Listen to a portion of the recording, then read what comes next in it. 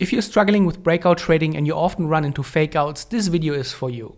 So when we zoom out, what we see is that the price recently hit a major resistance level and the market fell lower.